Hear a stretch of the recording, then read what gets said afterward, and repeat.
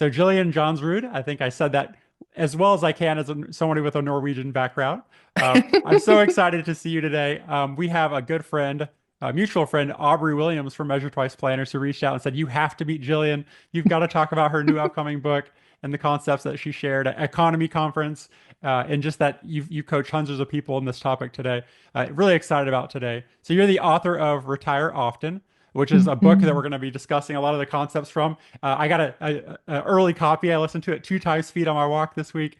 It's amazing. I can't wait for it to come out. And Measure Twice Planners, we're going to discuss potentially having a nice book study where everybody buys the book, reads the book, and has a, maybe even Jillian, you could have that discussion with us when we're all done reading it. So it's super exciting. But that book, by the way, is available September 9th, 2025. But I'll read a quick intro and then we'll dive right in. How about that?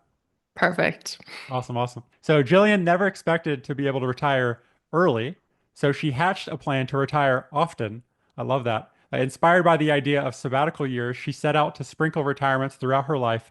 At age 40, she has taken over a dozen mini retirements. These allowed her to pursue dreams like living abroad, traveling to 27 countries, adopting 4 kids, plus 2 biological kids, investing in real estate, and touring the US in a camper. You've taught, coached, and written about mini retirements for almost a decade. You host the Retire Often podcast, and you're a popular speaker and consultant for mini retirements. You live in Montana, one of the most beautiful places on earth, where you spend most of your time in the garden drinking tea. And today, thankfully, you came inside from the gardening to hang out with us today.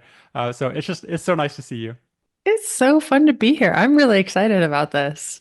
So your book title is Retire Often, and you mention in the book the mistake people make is waiting until they are financially independent to start practicing the FI lifestyle. Beans and rice, not do anything fun. I'm not going to have any fun until the end. And once I retire, then I'll have all the time in the world to focus on my physical health, my mental health, my relationships, my spiritual practices, right? So we focus so much on the money, we lose track of like what actually matters to us in life. What led you to this place of wanting to share the benefits of retiring often with other people? There's a few motivations. One, like we can talk about more, just my experience with it. It's been life-changing. It's an entirely different way to live and to think about our careers and so many benefits. But kind of to that demographic you're talking about, my previous spouse was in the military, and so I saw a lot of people who worked incredibly hard, who were incredibly diligent in their work, kind of obsessed with their work for 20 years, and then they retired at 40. It did not go well. It was a rough transition. Um, because if you get really good at working, you're good at working. Hmm. That's the only thing you've practiced for like the Yeah, last few you've decades. practiced it a lot. You're good at that, but you're not necessarily good at other stuff. And I Hmm. think about retirement a little bit like running a marathon, especially if you're going to retire early. You've got a long race ahead of you. And it's really kind of silly, a little foolish to be like, yeah, I'm going to run this marathon. I'm going to be awesome at it. It's going to be great. I'm so excited. And people are like, oh, that's cool. Have you ever run? You're like, nope, never. I just sit at my desk. I'm like, you're like, you haven't done like a 5K or like And a I'm shorter run? researching Nope. shoes. Yeah, right. Nope. I've read about it on the internet though. I've seen other people run and I'm going to be awesome at it right out of the gate. And those are the people at like mile 17, like they've got a muscle cramp, they're dehydrated, they're carrying them off in a stretcher. Like it either doesn't go well or there's so much unnecessary emotional suffering Hmm. where if you just practiced a couple times Hmm. before this marathon, you would be so much better prepared and that transition would be so much more enjoyable. Like you've worked so hard Hmm. to get there. Why not make it pleasant? I love that word practice. A lot of financial advisors, when working with a client who's maybe going to retire at like more of a traditional age, they'll say, hey, like, you're really scared about retiring, like making this big, flipping the switch, right? From like accumulating and distributing, Yeah. and like you're working full time and then you're like retired full time. And that's really scary to make that big switch. And some people will tell like a pre-retiree, hey, like sometimes to maybe spread out that fear a little bit, they might tell somebody, hey, like, you're working full time. Maybe you're working like 50 hours right now. Maybe you can, negotiate with your boss to work like part time or something, and then that will like slowly transition into retirement. I think that that's helpful. Like that can be helpful to like kind of broaden that, kind of lessen that fear. But I think this idea of mini retirement is like a much better way to practice along the way. And again, not just work full time your whole life. Not that, by the way, working full time your whole life isn't necessarily like we're not going to shame you and put judgment on you. But a lot of people love their work. But others, they might like spend their whole life, like you said, they've learned to work, they learned to save and invest, but they haven't learned not only to not work, but they haven't learned to like spend and give and some of the other like sides. And a lot of people think it's like you do this while you're working, you do this while you're retired, and you're like, no, wait, like this is like an unspoken rule that we've like just kind of agreed upon within our culture. You define a mini retirement as any time you step away from your primary career for a month or longer to focus on things that matter to you. And that period of time really struck me. Like, why is it Mhm. important that you say, taking a month or longer off? Because some people might say, oh, well, I take 2 weeks off a year during the holidays to go spend time with family. Like, isn't that enough? It seems a little arbitrary. It's just based on my observation. Mm, I've seen a lot of people do this a lot of times. And for most people, there's something that starts to shift the end of like week 2, week 3, where they start to decompress, they start to mm, relax a little bit. They're more mentally disengaged from work. Sometimes when you go mm, on vacation, you leave Friday, but all the things that like the projects that are happening and the emails that need to be sent, they still mm, kind of roll around in your mind for a little bit. And it takes a while before you're just 100% focused on what's in front of you. So people are able to rest better, relax better over a month. But a month is always also a great time frame to do something really cool, like to mm, accomplish something that feels significant and feels mm, interesting. I often talk about mini retirements are great for things that don't fit into nights and weekends. If you want to hike the Camino, like you're not doing that on the weekend. You need a larger chunk of time. If you want to do a big road trip to a couple national parks with your kids, like you're not doing that over the weekend. But with 4 weeks, you can do some really cool adventures, and it's a great kind of intro time frame. I come across a lot of people that have never done one, and they're like, we're planning an around the world trip with 3 of our kids and we're going to be gone for a year. And I'm like, have you like done a month? And they're like, no, no, we never have, but this is going to be amazing. And I'm like, it will be amazing. It might be unnecessarily difficult, though, mm, where if you practiced it a couple times and kind of built up to that, you realize you work out the kinks. And I call it retire often, partly because you get better at it each time you do it. Just like anything in life, the more you mm. practice, the better you get at it. Yeah, that's fantastic. I work with spouses who they talk about how they love traveling, and I do this Mhm. exercise I call like the Goldilocks exercise. I ask one spouse, I say, "Hey, what's the least amount of time to go on a vacation where you feel like you actually like are on vacation? And then what's the longest where you feel like, okay, we got to get back home now, right? Like that feeling of like, okay, like let's get back home, like whether it's worn off or they feel that urgency to like get back to work." So I ask each of the spouses that, and what's really funny is they have a window that aligns, but like usually one of them might say like, oh, we need to be gone for at least 3 weeks for me to feel that. I would be willing to stay for, 3 months. And the other one's like at least 1 week, but like no more than like 1 month. And it's like, but they've never had that conversation. It's just usually been like Yeah. one spouse plans it and the other spouse like maybe just like comes Yeah. along, right? So I think it's really important that this idea of the trip versus the vacation. I think you mentioned in your book too, that idea that so many people they go on vacation and when they get back, you've heard people say constantly like, "Oh, I just got back home and now I feel like I need a vacation." So I think Yeah. that month that you mentioned like really provides the space for you to not just spend your trip traveling to a destination, but actually like settling in, especially if you actually want to experience culture and not just like go to like the Mhm. the 5 museums that you saw in the brochure. Could you share an example of maybe like a shorter mini retirement that you've taken that had a significant impact on your life? Yeah, mini retirements. So one of the things I love about them is they're a little bit like a Swiss Army knife. Mm, They can serve so many different functions. So we often think about extended travel because there again, you can't do it nights and weekends. So that's a fantastic use of a mini retirement, but you can use them for so many different things. These kind of capital investments that if you invest this time and energy up front will continue to pay dividends. So mm, two totally different mini retirements, but both almost exactly a month and both massively impactful. One of them was in my late 20s, and I did a month of intense therapy, kind of like Mm. outpatient therapy, like 4 or 6 hours a day. Oh, wow. And it's an incredible reset. Like, if you want to get to know yourself really well and have this foundation that will pay you dividends for the next decades of your life, like Mm. in your 20s, take a month, sort all that stuff out. And Oh. like really set yourself up for success is incredible. And then actually earlier or late last year, I took a month off to learn tango. And That's so I good. did this because Good, good. there's this guy I met at dance who's maybe late 70s, 80, Mm.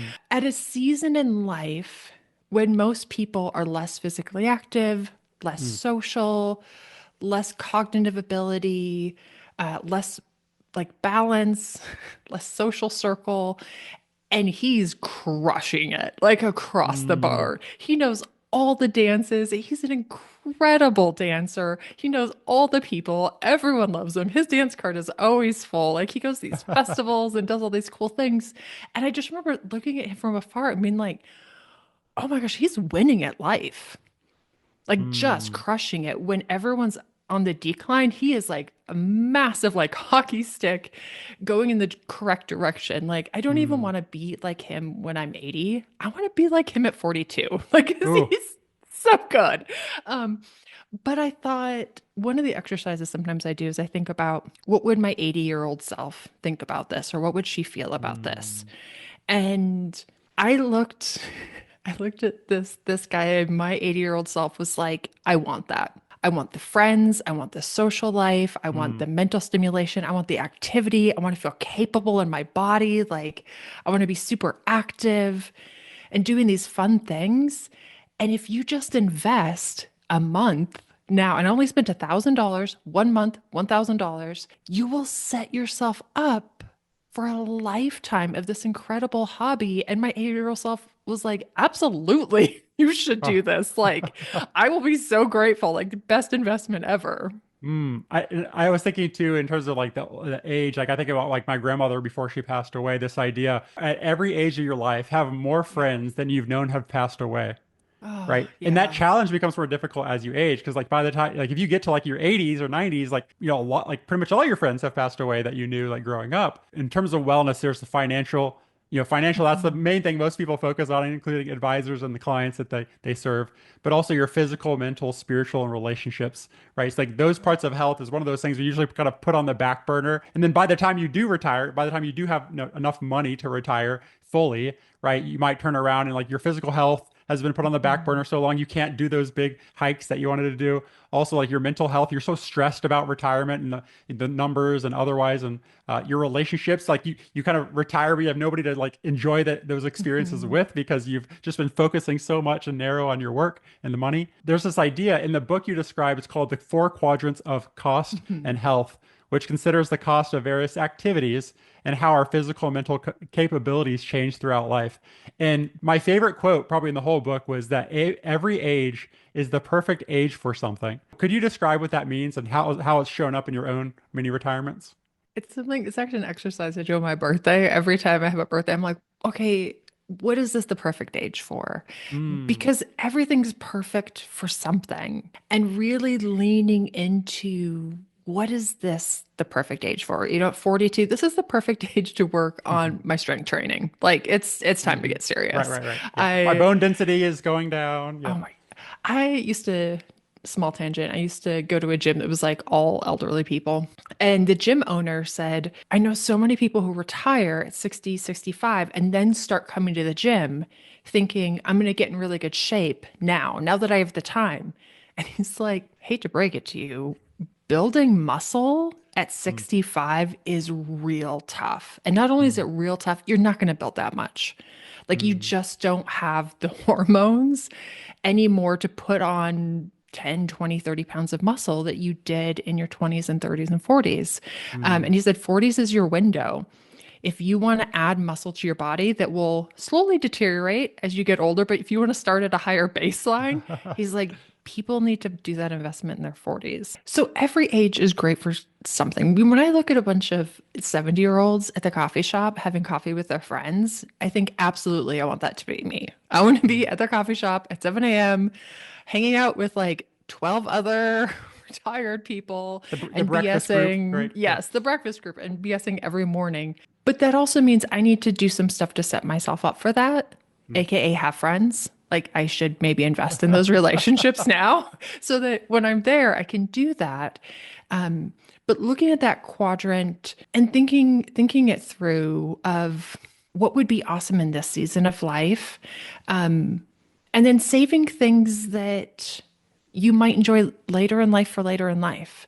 Like I would Mm. love to do an around the world cruise. I've been on a couple cruises. There's a bunch of 70-year-olds on there. There's a bunch of Mm. 60-year-olds, 70-year-olds, 80-year-olds, and they're having a great time. And it's super expensive. So it's a great activity if you have extra income because you've been diligent for 6 decades Mm. of saving, but you don't have a ton of physical capability. But maybe in your 20s, front load things that are more physically demanding, Mm. uh, but pair them with the things that are also affordable. You know, I did a cross country road trip, DC to Seattle and back in my Honda Civic with my best friend at like 25. And it was an incredible trip. We camped, we slept on people's couches, like we almost got trampled by bison, like perfect Every day in vacation. Montana, right? Yeah. Um, Never doing that again, but it was affordable. I needed that desire, that Mm. capability. Great thing for my 20s. When my kids were young, we did tons of road trips and Disney and theme parks and all of those things. And I remember feeling like we Mm. did a 10-week road trip to 10 national parks in a pop-up camper. And my kids were all like two to 11, somewhere right in there. And I remember we were probably in park 8. I think it was Yosemite. And I remember thinking, oh, this window's closing.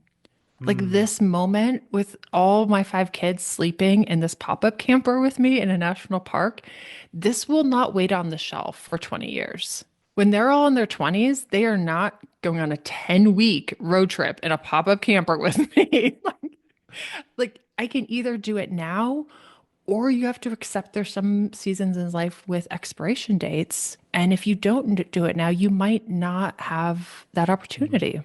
Yeah, that's incredible. One thing that you mentioned that was really a highlight to me is that there's a variety of reasons why people like, will seek or use a mini Mm. retirement, such as recovery from burnout, quality time with friends and family. I like that there's a lot of reasons why you might do that, but you also recommend narrowing your mini retirement to focusing down to 3 things. Why is that so important? The problem is you can't do 87 things. You're Hmm. not going to do them well. You're not going to feel a sense of accomplishment. You're going to be frustrated and disappointed because you can't do 87 things really well. But Mm. I think there's this the kind of this fear and scarcity of like, this is my one chance. This is my one Mm. chance. I have to do all the things right now because I'm never Perfectly. gonna, yeah, because I'm never gonna be able to do this again, which is part of the reason I called the book Retire Often, not take one epic mini retirement. Like, just keep doing it. So pick a Mm. couple things right now that feel important, urgent. Think about like a little Venn diagram of urgent and important. What's the list of stuff Mm. that crosses over there? What are the things in life that might be seasons with expiration dates? What's the stuff you can't fit into your nights and weekends?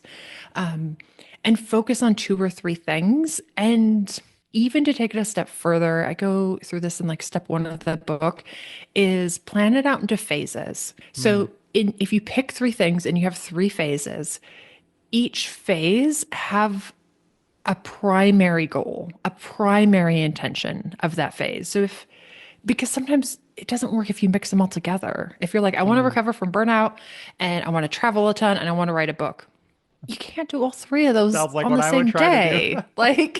Like they just don't, they're like ingredients that clash. It is really tough, but it also gives a sense of clarity because Mm. when you're on a mini retirement, you have to organize all of your time. by yourself, which we typically aren't great at just because we haven't had a lot of practice. Like work, Mhm. school, other people have organized our time for us and said, here's what's important, here's what you need to Mm. focus on, here's the hours, here's the time frame. And we just kind of live within that framework. We're not super experienced in building the framework ourselves.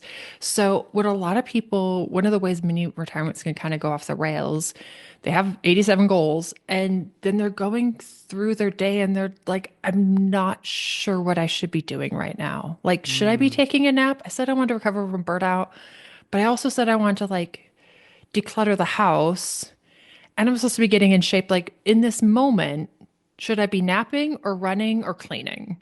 And it Mm. can create this low level anxiety and almost this dissatisfaction because you get to the end of the day and you're like, did I do that right? So you're Yeah. saying like people actually feel the same way in mini retirement about that as business owners do while working. Yeah. It takes some time, but having that one intention, and it's not that that's the only thing you would do that day, perhaps. Let's use our example of you're going to recover from burnout, travel, and then write a book. If you're in phase one and your primary goal is to recover from burnout, I recommend people find restful activities and kind of loosely schedule that. Maybe that's taking a bath, taking a nap, meditating, going for a walk, lunch with a friend, and that's most of your day. Maybe reading a book is part of that, and maybe you read a book about writing. So you're kind of Mm. practicing, you're kind of getting some preparation. You read a little Yeah. about creativity, maybe you do some journaling. It's restful, but it's kind of preparing you for writing. Maybe you do a little research about your trip. Maybe you practice Spanish because you're going to be in Mexico for a month. Like you can sprinkle those other things in, but your primary focus is Mm. recovering from burnout. So if you have to choose between them, you know which choice to make. And when you come to the end of the day, you're Mm. like, on my list, I had lunch with a friend and talk to my mom and go for a walk and do some meditation and read. And I actually checked all those off. Like I did Yeah. exactly what I set out to do. Yeah, I like that. And in the book, you call you refer to some of this as layering your values, which I think is a Hmm. lot of people talk about habit stacking, where you're trying to do like Hmm. all the things that you want to build habits around, you like stack them on top of each other. Probably the book's behind me about that, Hmm. right? But I like that you say layering your values. I want to reset mentally. I want to like Hmm. establish like stronger relationships, right? And I want to eat better. You're like, okay, well, maybe you invite a friend to a relaxing restaurant to eat healthy food. Like that's a Yeah. really cool way that you can like yeah, you only have a handful of them. You only have like maybe up to three, right? But you can layer them together so that at the end of the day you can look back and be like, "Oh wow, like I got a lot done, quote unquote. My time, energy, my financial resources were all aligned with my values." So going back, you mentioned the shorter like mini retirements. Again, like mini retirement and the short version of that. Some people when they're encouraged to take time off, I've even worked with people who I look at their pay statement and see that they haven't taken they have all their built up PTO. Right. Yeah. That, by the way, this is a great example for financial planners that we often look at a pay statement and look for, like income, deductions, taxes. But it's really important to understand, like looking at their PTO, their sick time, and not only like how much time they've taken off, but asking them like, how did you spend your time and energy when you did take time off? Sometimes they take that time off to take care of family members, right? Sometimes they Mhm. take that time off to go on a trip. Sometimes they take it off to build up their next business, so their side hustle. When they're encouraged to take time off, especially for a month or longer, they often respond with, "But I couldn't do that." So, what Mhm. are some of the misconceptions or limited beliefs people often have when told, "Hey, like you might consider a mini retirement"? I think a big one out of the gate is that it's really expensive. Mm. Um, they imagine Mhm. this must be 10 or 50 or $100,000. And many retirements come in every single budget. Like you could take a month off and Mm. spend $1,000 earning tango. You could just learn guitar with YouTube videos. Like your budget can be 0 to 100,000. So there's a budget for all of them. Wherever you're at financially, you can find one that maybe fits those values and those goals that would fit Mhm. into your budget. And then the second one is just negotiating the time off or taking the time off. It's becoming a lot more common, but I think it's still uncommon enough that people aren't really sure how to do that or how to go about it, or will this have a negative impact in their role in the company or finding a new job. And there's a little bit of fear there just because there's a lot of unknowns for the average person. So I think most people like the idea, and those are the first two. The third potential one, if they're going to take a longer period of time off, 6 months, 12 months, is, but what about healthcare? How much is that going to cost? Mm-hmm. And there's a lot of not just it's not just math or even the cost. There's a huge emotional resistance to that. Mm. Because you could say to someone, "Hey, listen, your house payment for the next year is going to be 12,000," and they're like, "Okay." But if you say, "Hey, your healthcare for the next year is going to be 12,000," like, "Oh my gosh!" Like they're just like, "Oh, that sounds awful. Like this is the end of the world." It's 12,000 either way. Mm. It is just money that you budget and you pay, just like you pay for Yeah. everything else. But I think especially as Americans, we have a lot of resistance to paying for healthcare. That's absolutely true. That healthcare feels different than other things because it has a like a Mhm. political element to it. So on these next few questions, I'd love to dive deep into some of the financial aspects. And in the book, one thing that it surprised me, and then I was like, yeah, you're right, is you mentioned that mini retirements can often be a good financial decision, right? We usually think Mhm. of a mini retirement as like, I'm not going to make money and I'm going to Yeah. spend a lot of money. And then when I go back to work, like hopefully I can find a job, right? Yeah. That pays me as much as last time and things like that. But what surprised you about the financial reality of taking time off, either from your own story or somebody that you've coached? I think it is surprising for most people that mini retirements, more often than not, accelerate people's path to financial independence Mm. because it sounds really counterintuitive. And the math at first glance, you're like, well, that's the opposite of what it should be. Um, but reality is a lot more nuanced than like the simple math. And in reality, most people when they switch jobs, that's their best opportunity to get a substantial raise. And by Mm. substantial, I mean in the 10 to 20%. It's really tough to get consistent 10 to 20% raises if you stay with the same employer. But if every 3 or 4 years you switch employers, if you're making $100,000, you hope your next job is 110. Like you're not moving for 102. You want like a bigger bump to make Mhm. it worth switching. And so there's actually a huge financial disadvantage, especially for people in their 20s and 30s, to just staying at that same employer for 10 or 15 years and not taking mini retirements will Mhm. put you in a financially worse position. You're not paid for loyalty, right, at this point. No, no. And I met a guy, it was a great example of this. He had worked for a company for like 15 years and then took a year off, which you think, well, that will be a big financial setback. But the next job he got, it was a 50% salary increase. And Mm. just his sign-on bonus covered almost his entire year off. The reality is, if he would have taken 3 or 4 mini retirements during that last 15 Mhm. years, his lifetime earning potential would have been so much higher. He would Mm. be so much closer to his FI number if he would have taken breaks versus not taking breaks. Oftentimes, in taking a mini retirement, when you're negotiating that, you can negotiate other things, sometimes different job roles, sometimes raises. There's a lot of these other nuanced things that start to happen, which they can seem like, well, that's an outlier. Mm, Mm. but it's like 70% of the time. So it's a little bit less of an outlier than people think. And especially if you're early in your financial journey, you can be more strategic with your mini retirements. Mm. You can use them to up level your skills. And maybe it's certifications, but it might be soft skills. If you take 3 months off and you're like, I'm going to go to Toastmasters twice a week, or I'm going to read these books on kind of Mm. personal development, and I'm going to grow, I'm going to go to an intense month of therapy. I'm going to grow my emotional intelligence. The thing that sometimes people don't realize, especially about high performers, high achievers, if you think about someone who does like, I don't know, 500-meter sprint, if someone gets 10% better, they don't win 10% more races. If you're 10% better, you win all the races. And in some jobs, in some careers, that Mm. small advantage doesn't make you a little bit better. It makes you exponentially better Yeah. than everyone else because those margins matter. And Mm, even to just being burned out, like you come back to work creative, refreshed, right. energized, like with a whole new vibe. I used to sell Like an, yeah. furniture Go that ahead. was commission only.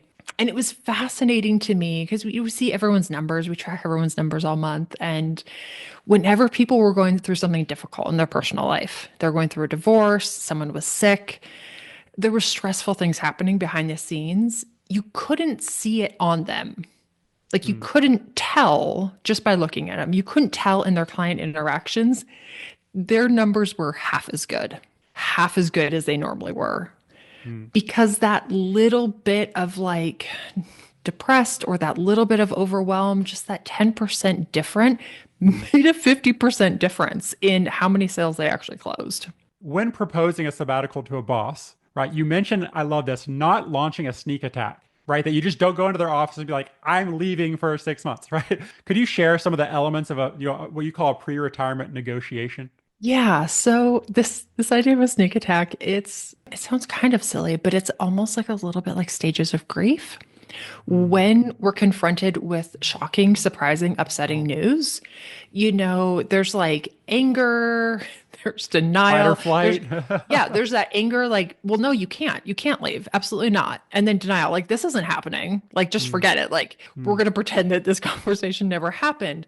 But if you give people a heads up and they can process all of those emotions on their own before you have that meeting, they show up closer to the bargaining stage where they're mm. like, let's figure this out. I Let's meet in really the don't middle. want you Yeah. to leave. Like, and you want this really creative, collaborative energy.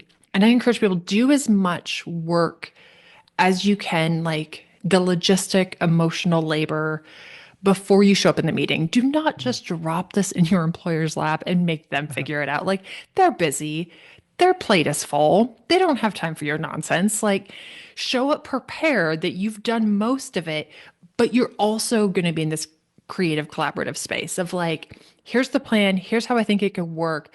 I would love to figure this out. And the other thing is I talk about in the book the leverage of leaving. We want to make your mini retirement, this if you're negotiating this time off, the easiest, simplest, cheapest solution for the company. Mm, And if it's between mini retirement and nothing changes, well, nothing changes is the easiest. But mm. if you are willing to leave, that changes the equation because we're not comparing difficult thing to non-existent problem. We're comparing one difficult thing, giving you time off, with another difficult thing, replacing you. Mm. Which one's harder? Yeah. And then your job is just to make giving you time off easier and cheaper and more convenient Yeah. than replacing you. At the end of the day, it's people. Yeah. Like you're working with people and people like to do the easiest, simplest, cheapest thing. In the book, again, I can't wait for people to read this. There's an idea of having radical empathy for the employer. So Hmm. like again, a lot of us think about like it's my I'm going to tell them about my mini retirement. Like that's not actually what you're doing, right? So you talk about objection handling in a way of saying at first they're going to have the thoughts of like this can't happen. There's no like what are we going to do? What are we going to do? Their thoughts slow down or become actual thoughts, not just automatic thoughts at that point.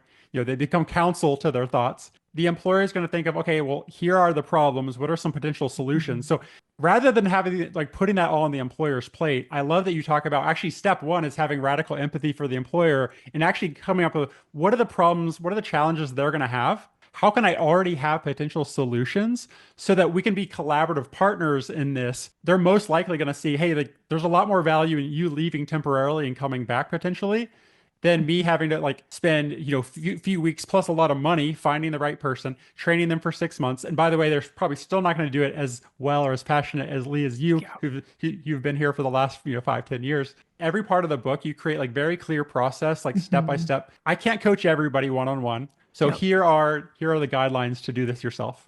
And that's the thing when you coach people one on one, you can't give them like an inspirational quote. You have to Mm, say, okay, between now and next meeting, here are the exact 4 things you need to get done. And then they come back and you Mhm. see if it actually worked. Like the rubber hits the road and you have to like deal with the outcomes. And so you get this real-time feedback of giving specific advice and then seeing those results. And one thing I'll add to the employer, which it's another counterintuitive point, vocalize those challenges, articulate those challenges for your boss. I know you might feel this could happen. I know you Mm. might be concerned about this outcome. I've already thought about it. I already did some of that work. And here's the solution because and this is something I learned in furniture sales. It is a very generous thing if a customer will tell you, if they trust you enough to tell you why they're not going to buy, if they'll tell you what their concern is, if they'll tell you what their objective is, that's the most generous, trusting thing because now you have something to work with. But if you open that door, like we can have this creative, collaborative approach, we can talk about the challenges, we can brainstorm this together. If you open that door, it gives them permission. Especially, I've had someone actually in group coaching is like, oh my gosh, my boss, like, that's not an issue. They tell people all the time that they're like wrong and stupid and that their ideas are crap. And I'm like, yes, they say that about work stuff. But you might be coming saying, here's what I'm struggling with in my personal life. Here's what's going on with my family. Here's what I need as a human because I'm not doing well. Mm. It's much harder for them to be like, yeah, that's stupid. I don't care. Get back to work. And And if so they they do, can you're be probably more, not in the right culture to begin with. You'd probably want to leave anyway. yeah. Yeah. In that case, don't negotiate a mini Yeah. retirement. Take a career break between Yeah. jobs. Find the next one better. Negotiate a severance instead of instead of a sabbatical. Having that empathy and articulating it really can make those conversations a lot more productive. Let's say somebody, they don't just take a sabbatical, but they actually leave their job, like to Mhm. take maybe like a year off or maybe a few years, right? And they have a lot of Yeah. fun. It's great. And they're like, I want to return to work. I want to return to the workplace. People often fear that it'll be difficult to rejoin the workplace if they leave their job or career for months or years. Mhm. If I leave my job when I'm 50 because of ageism and like real things that exist, I probably won't be able to get back into the workforce. How do you recommend framing a career break on your resume or in your future job interviews? Well, a few caveats that I'll say into that. If you're just getting started, I wouldn't start with 3 years. I would start with a month. I would start with 3 months. I would start with 6 months. Like, get your bearings, put in that practice, and then you'll know how to expand it. Like, you'll have gone through Mm, the learning curve a little bit. right, Like, right. don't jump in with like the hardest version. Start with the easy version. Start with the version that's like most likely to be successful. And on the 50 side, I wouldn't just think about how to discuss this in an interview. I talk a fair amount in the book about networking and how to kind of lay the groundwork in your existing professional circle to make sure you get job offers to come back in. And when you're in that season, you're doubly positioned for that. One, because you Mm, have hopefully the largest professional network you've ever had, and you have more expert level skill sets and more unique skill mm, sets. So right. there's a lot of things that you could come back to in your 50s that you couldn't in your 20s because you're just figuring out what you're doing in your 20s. Like Hmm. your 20s is more entry level. I had a client in her 50s who worked in a very specific industry, was really successful in that industry, did end up retiring, but because she had mentored so many people Hmm. along the way that now had left the company and were running their own companies. They were their own CEOs, CFOs, and they knew she was the person that knew how to fix things. She was Mm. the person they had always gone to their whole career to get advice when they didn't know how to solve a problem. So every time they had problems, they were like, so could we hire you for like, could you come on for 6 months? Like, could you come on for 3 months? Could you help us fix this? Like, we have this distribution problem. You're the only one that like we really trust that has this skill set. Mm. You can do that in your 50s. You can't do that in your 20s. But for everyone else in the middle, who's taking a month off, 3 months off, 6 months off, and is 20 to 49. One, it's creating the correct narrative. And you have to be in charge of this narrative. Right. In the book, I talk about like memoir rules. It has to be true. It all Hmm. has to be a true, and it can't be the whole truth. Because the whole truth is too big. It's too fast. It's too nuanced. If you tell every detail, you lose the plot. Like, whenever people try to tell stories and they tell every single detail, you're like, what are you even talking about? Like, no idea where this is going. So crafting those Mm. short stories that highlight the reality that the people who take mini retirements more often or not are high achievers, which is why they're burned out. Right. They're disciplined, they've saved the money, they're organized. Hmm. Uh, they're motivated, they have a plan, they followed through, they had this Mm. vision, they have this creativity, they're willing to take risks and do something unique with their lives. Like they have this kind of bravery.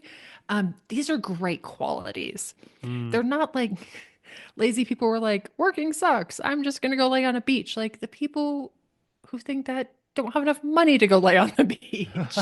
I love that you framed it of like you actually took a situation where somebody was like helping to take care of their parents and Hmm. things like that. You turned it and like you just changed a few words Yep. where it actually was like a resume strength builder where it was saying that you don't just share that you like took time off. You can actually mention challenges that you solved even in mini retirement. I kind of have five different qualities of like, here's how you're going to craft the story. Get ahead of the story, whether you're talking to the boss that you're negotiating the time off with, whether you're explaining it to friends and family, whether it's you're interviewing with someone, make it positive. Focus on the positive side, make it specific. Oftentimes, we say things that are too general, like, I want to spend time with my kids, or I need to recover from burnout. Specifically, say what you did Mm. and ideally make it interesting. So I did a 10-week road trip to 10 national parks with my kids. That's interesting and that's specific. I didn't just have more quality time with my kids. Even if you're recovering from burnout, something that's positive, interesting, specific. And another quality is a one-time event. Always sounds great. Like I did this one thing one time and now I'm back. Ooh, yeah, yeah. Um, it's not something I'm going to do forever, but Because they don't have that fear that like she's just gonna leave 3 months from now and do it again. yes. Yeah. So if you're like, I wanted to recover from burnout, but if you said, I worked on my yoga practice, I got my yoga certification, and then I went to Costa Rica and spent a month teaching at a yoga resort. And it was they were getting a capital investment. I put in all this time and effort and money up front, and now I just get to maintain my yoga practice, but it really Like in helped your me case, I recover from planted the burnout. trees. Now they're growing. Now all Yes. I have to do is water them. Right? Yeah. Yeah. I mean, I literally planted a food forest in my backyard. Like it was a big capital investment of time and energy, but now I get to enjoy that every summer with like minimal additional things. So it's something I can do alongside a job where, Mhm. yeah, doing 20, 30 hours of manual labor is not something I would have done during a full-time job. One of the challenges to crafting a career break story is this cultural or like familial baggage that you might bring to the story, right? If you're having too much fun, relaxing too much, pursuing hobbies, it's a sign that you aren't serious or perhaps lack moral strength. By the way, those were mostly your Mhm. words from the book. As a financial advisor, I see an opportunity for a mini retirement. Like I see that, hey, like the discipline, the money's been there, they've been working Yep. hard. I can tell that like not only like could they enjoy the time off, but like I feel like they need it, especially for like Yeah. their physical, mental health, relationships. What do you recommend in those situations where it's like culturally, like it's not okay to take time off? Yeah, I think you have to start by recognizing what parts of this narrative you have absorbed as your own truth. Consciously or unconsciously, it's kind of in there Right, somewhere. right. And one of the things, whether it's any financial kind of belief system, the hardest ones that I've seen to change are the ones that served us really well in Mm, another part of our journey, right. or they worked really well for our parents, or they worked really well for our grandparents. Like there's good stuff there, but it's not going to take us where we need to go next. My casual observation is whenever people groups experience persecution and are forced to flee against Mm, their will, they highly value professions because for mm, people who are forced to flee, when you get to the new place, That's what you have. Maybe you couldn't take your house, you couldn't take your land, maybe you couldn't take Mm, any money. But if you were a doctor or you were a lawyer or you have a mm, skill set, you can rebuild your life. And that was super helpful for your parents. And that was super helpful for your grandparents and your great grandparents. Like that's how they survived. And that served them amazing.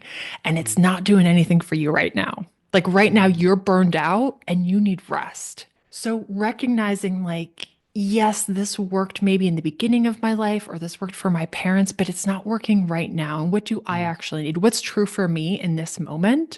Wow. And this is a great spot where a financial advisor can be so helpful is that no one else might give you permission. No one else might say it's okay to take a break. It's okay to take care of yourself because everyone, growing up in Montana, very agricultural, and even 100 years ago, like not forever ago, like my great grandparents, my great great grandparents, like not so far removed. If you didn't work hard all the time, you died. You froze in the winter. You Hmm. starved. Like, you can't take a break. You can't take a vacation, or else your kids are going to die. Like, it's real high stakes. So, it's Right. important that they passed these values along, Hmm. but they might not be applicable like today, Mm. right now, Yeah. in this moment in our lives.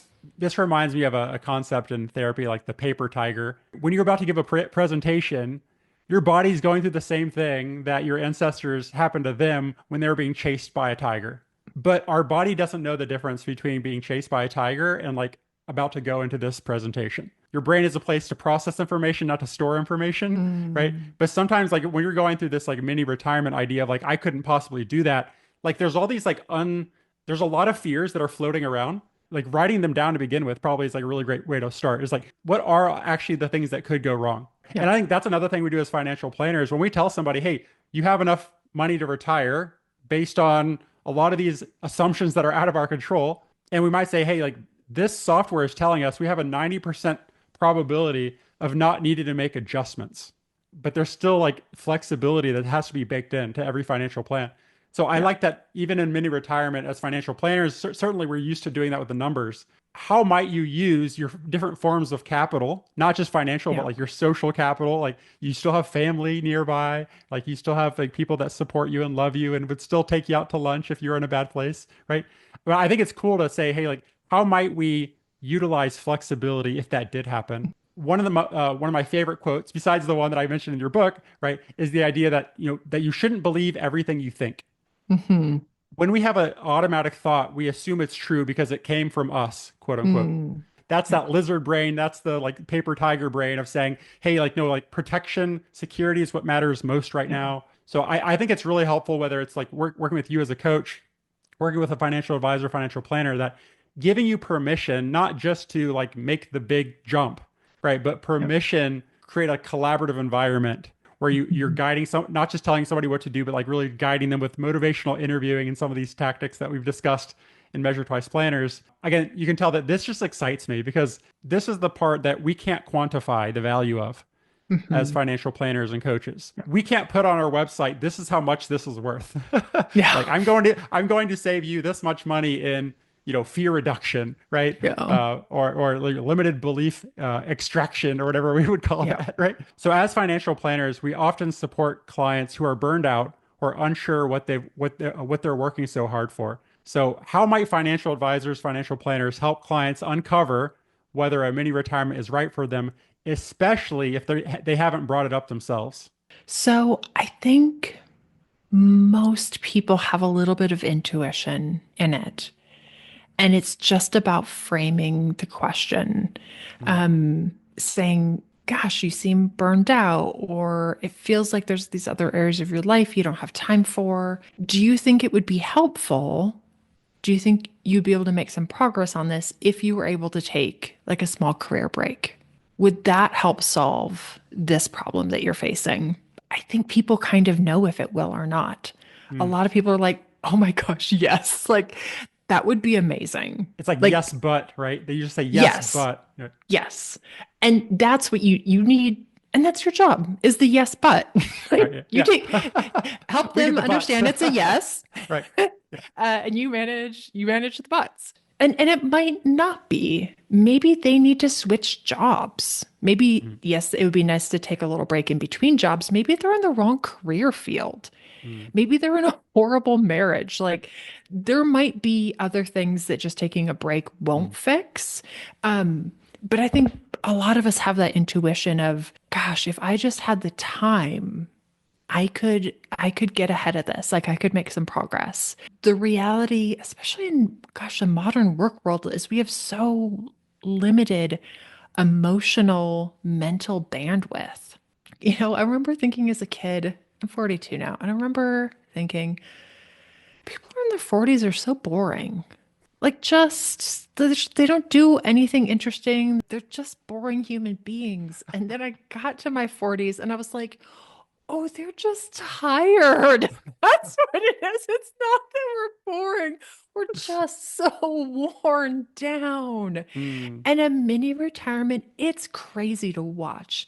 It's like rewinding the clock mm, on your creativity, on your motivation, on your enthusiasm for things, on your confidence. Like, I'm 42, 3 months in, you're like, I'm 37 now. 6 months in, you're like, mm, I'm 32.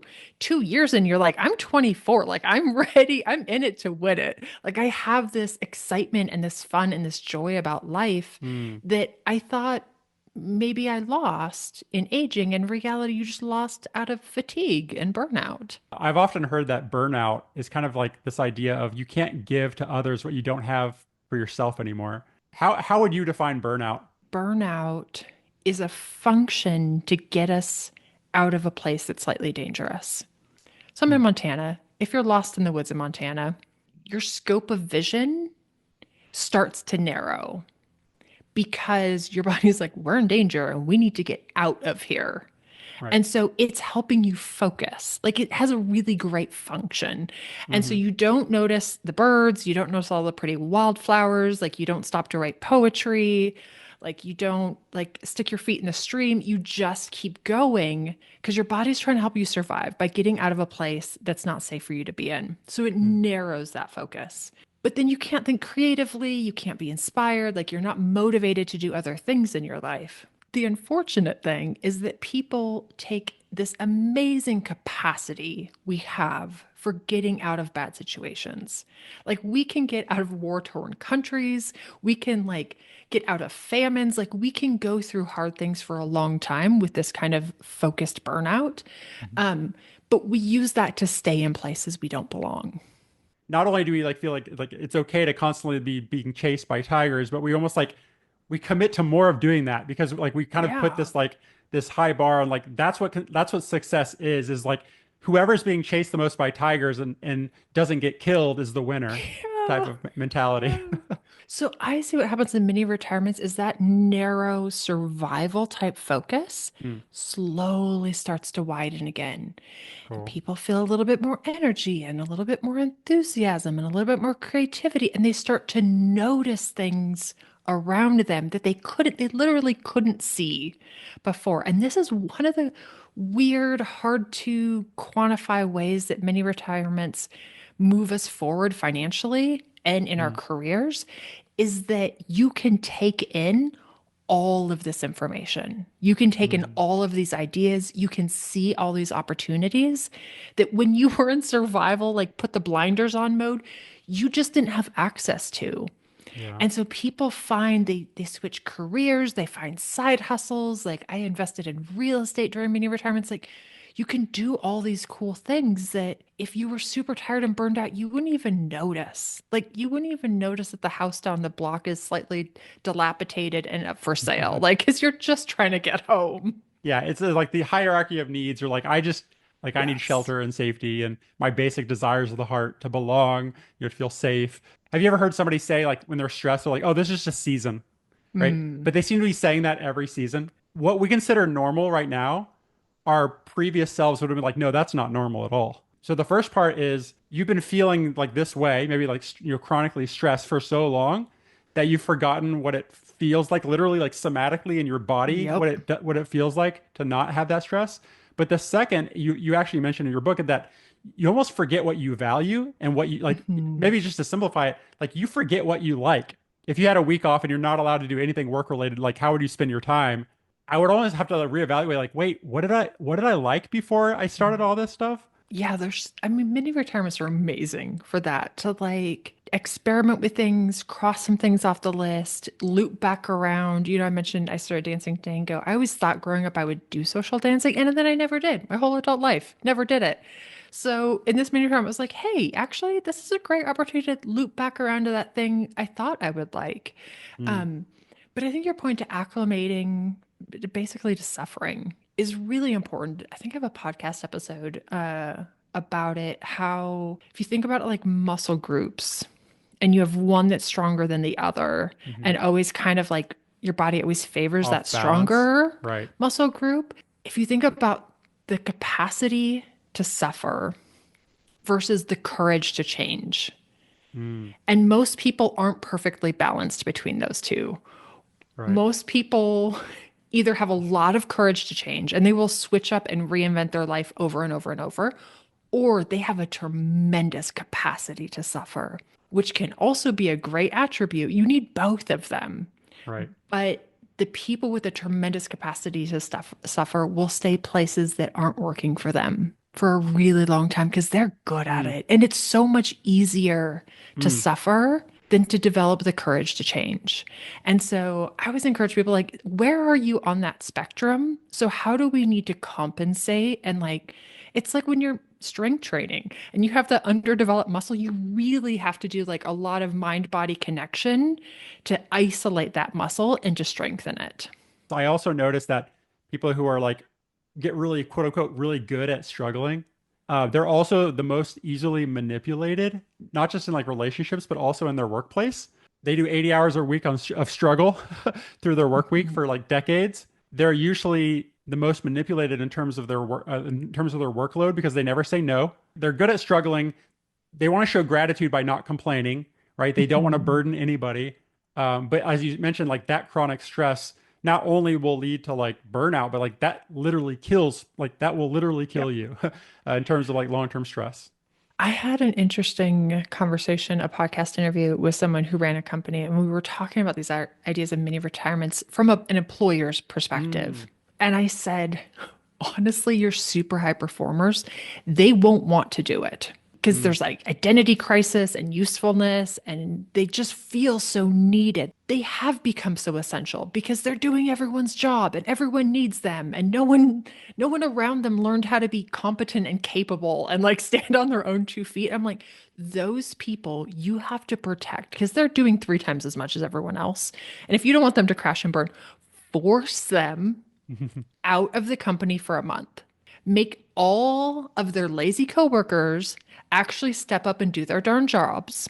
mm. So when this person comes back rested, they might be able to maintain some boundaries. One last thing in the book, you mentioned the balance between freedom and security. There's a potential for balance between freedom and security, but Yeah. often people see it as like binary, like one or the other. And I Mhm. like I love this. You call it magic in the middle, this balance between the Yeah. two. How might a financial planner help clients hold space for both of those really important things? So, kind of like you, I've worked with a lot of people in the FI community, Hmm. and they're really good at the security side. They're good at accumulating assets. And I will ask them, what was your intention of saving this money? Like, what was the purpose of it? And they'll say, I wanted to have more choices. I wanted to have flexibility. I wanted to have freedom. I wanted to be able to like live out my values. I wanted to have incredible experiences. And Mm, I'm like, okay, are you letting your money do that? Like, is it serving you? Or are you serving it? Like, is your purpose to mm. accomplish its goals, which is to hit that five number? Um, because it almost boggles my mind in the FI community. I'll meet people who have $500,000 to $5 million. They have so much potential freedom and no capacity to tap into that freedom. They're the Mm. most stuck people. So Oh, I think as a planner saying if you put this money here for an intention, are you going to let it fulfill its intention? Yeah, in financial planning, I say give every dollar a job and a use by date. Mhm. People just often think about like, oh, oh, I want it to grow. The whole point is for it to grow. I'm like, for what purpose? Like, what you have to go back to the why, right? A question I have for everybody listening, including myself, which is, I often ask people who have, they're still working really hard. They're like that, they're getting into that burnout stage. How do you want to spend your time and energy in retirement? I can't wait to retire so that I can do this, this, this, this, this. I've looked at their comprehensive financial ecosystem. Like, I already know that they Yeah. have like all the money to do these things. And I say, I was just wondering, like, what's stopping you from doing those things right now? Yeah. And usually the only thing stopping them is those limited beliefs and misconceptions that you lay out in the Yeah. book. I'm so glad that you spent your time and energy like putting, drafting and outlining. I know it's a lot of hard work. It's so much time, so much work, so much hassle. But I've seen how life-changing these can be. And if I can do this little tiny part to help someone create an experience that in 4 or 5 decades, it's going to be the highlight of their life. It's a really incredible gift to be able to give someone else. Jillian, I'm so glad that we're able to have this conversation. This is not just a, oh, let's figure out how to, help clients with their money, right? This is a much deeper conversation we should be having, not just with the clients, but with ourselves. So I Yeah. appreciate you so much, Jillian. I'm excited so much to share this with our community and also, on podcasts and YouTube. We're gonna put it as many places as we can because people need to hear this and see this. So I appreciate you so much. Thank you so much.